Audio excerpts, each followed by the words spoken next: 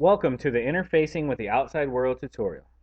This tutorial is aimed at getting more familiar with some of the input and output components available with the PLP tool. So let's take a look at the program that we wrote in the first tutorial in order to see what default memory mapped I/O PLP supports. Go ahead and assemble and simulate the program and take notice of the extra icons that appear along the top pane of the IDE. The first of these icons we should look at is the CPU view. After opening it, click the Memory Map tab.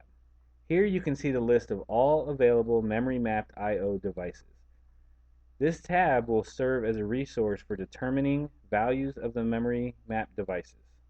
You can also use the watcher window if you were to add their memory locations to the list of watched buses as we saw in the previous tutorial. What is important to note is that the row of icons displayed at the top of your IDE when running a program in simulation mode contains each of the memory mapped I/O device toggles.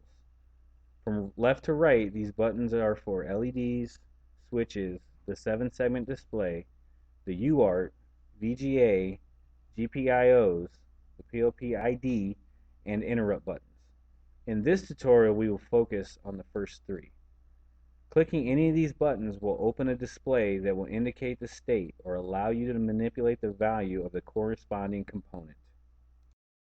In the case of the LEDs, the 7-segment display, and the VGA, this interface only allows you to view the current state of these components' memory contents, as they are only able to be manipulated from within your program. In order to see some of the utility of modifying these I/O devices, we can write a short program that lights the LEDs based upon which switches are set. Since the switches and LEDs are memory mapped, we need to first load their memory addresses into registers so that we can actually perform operations on them.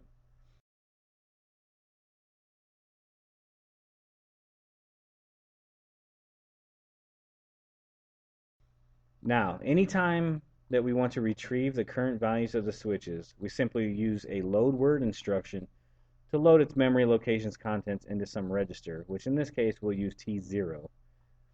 So essentially we are reading the switches.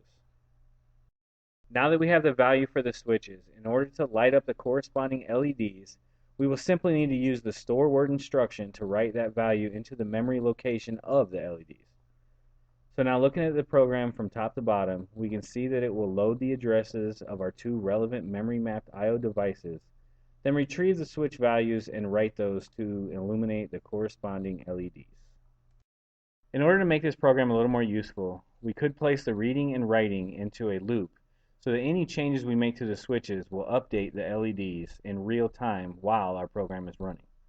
We only need to put these two lines under the loop label because the registers we use to store each of the memory mapped I/O locations remain unchanged. You'll notice that we need to place a NOP or no-op instruction after the jump instruction. No-op is generally needed after each jump or branch instruction and will be discussed in detail with more advanced topics. So for now, just make sure that you include a no-op after any jump or branch.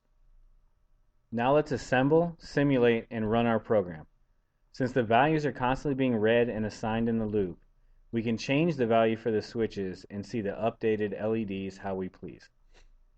Take a few moments and experiment with setting and unsetting different switches and view the results in the LED window.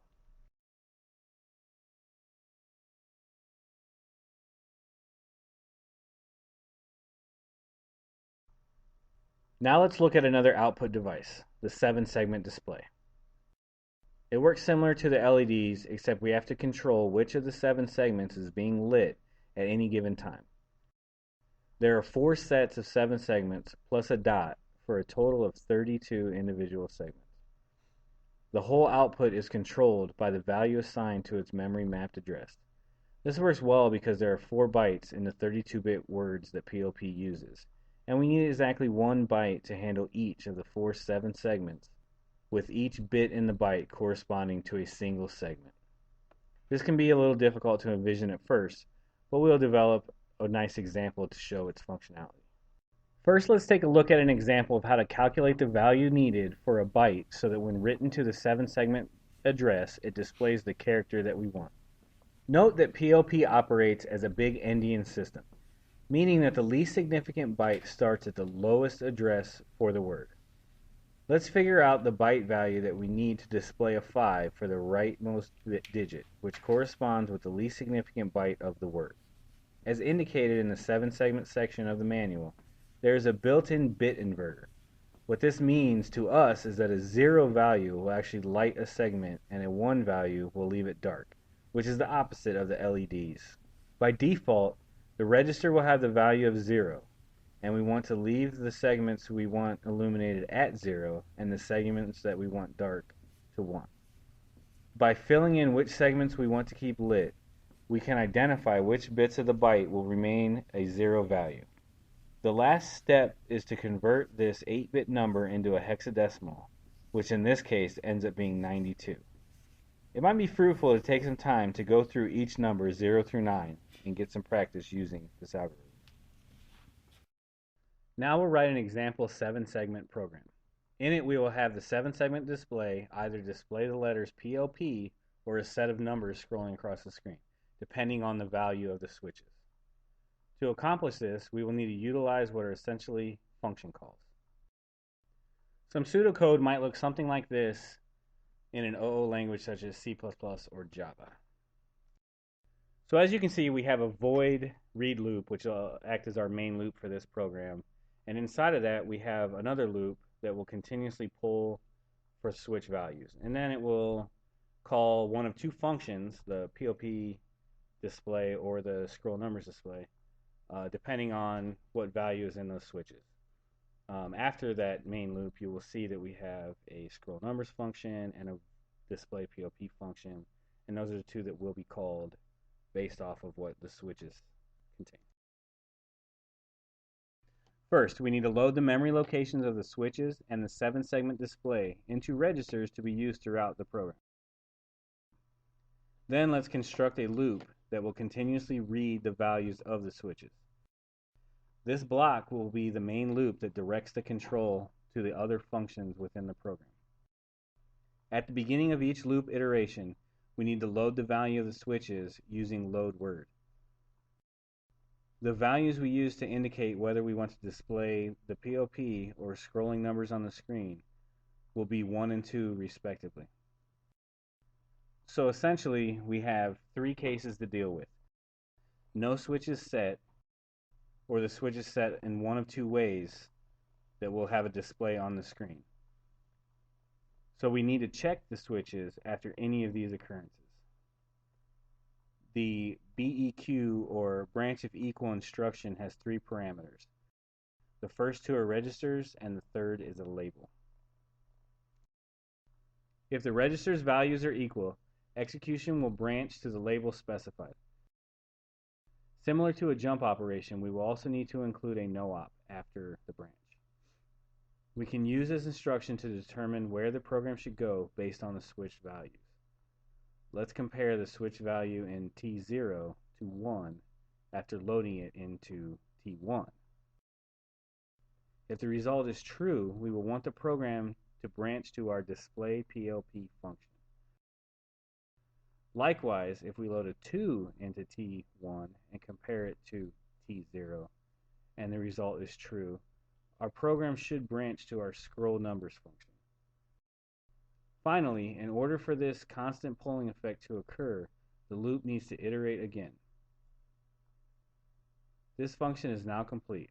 Like our pseudocode, it gets the value of the switches, checks it against our 2 values, and either branches to those functions or reiterates. The second step is to fill in the function bodies of our 2 cases. Since we know that when either of them end, we need to return to the polling block of code, we can start by adding a jump back to our loop label, which for our purposes will act like a return statement. Let's fill in our display PLP block. In order to display the specific set of characters, we would first need to calculate what each 7-segment section value needs to be. But luckily we've done that for you. If you would like to do this on your own, you can pause the video now to do your own work and check your answer. The hex value we need to use for P is 8C, and for L is C7. we need to load this value as an immediate field into a register. Let's reuse T0. You can enter the 3 bytes either left or right justified, since it will only take 3 of the 4 available segments. In our example, we will use left justification. Remember that values of 1 will not light the segment, so we need to write FF, or all ones, to the unused segments to keep them unlit. Now we simply need to write this value to the address of the 7-segment device, which is stored in S1, using store word. If we leave the switch value unchanged during simulation, the PLP display will remain constantly lit while it is continuing to execute the polling loop, and then this function. Like our pseudocode, we are simply writing a value to the 7-segment address and then returning to our read loop. Finally, we can fill out our function that will scroll numbers. Making the numbers scroll is a little bit more involved, but the same concept. Essentially, each state of the scroll is a different value written to the 7-segment, starting with an empty display, then a 1, then a 1 and a 2, and so on. We will be using the numbers 1, 2, and 3, but we want to first write a clear display. Remember that to darken a segment, its corresponding value must be a 1, so we can simply write all F's to the 7-segment address, and it will be displayed clear. The next step is to write a 1 justified, leaving the other segments darkened. If you wish to calculate the values for 1, 2, and 3 on your own, pause the video now and resume to check your answers. The byte value we need to write in order to display 1 in hex is F9, so we need to load a register with this value in its lowest byte. Next, we need to add a 2, whose value is A4. In order to have the scrolling effect, we need to move the 1's value over 1 byte, which is 2 hex digits, and place the 2's value in the lowest byte of T0. And finally, write our new value to the 7th segment with a store word.